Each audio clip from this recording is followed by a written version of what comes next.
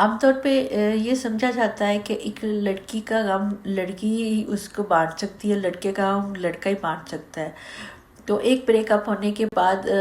جب دوسرے رشتے میں لڑکا جاتا ہے یا لڑکی جاتے ہیں، تو اس سے پہلے اگر وہ اپنا ٹریٹمنٹ نہیں کرتے، اپنے آپ کو ہیل نہیں کرتے، ایلیمینیٹ نہیں کرتے اپنے دکھ اور تکلیف کو جو اس کو پہلے ریلیشن شپ سے ہو چکا ہے، تو وہ اگلے ریلیشن شپ کو اچھے طریقے سے نبھا نہیں سکتے۔ جب کہا جاتا ہے کہ ایک لڑکا ہی ایک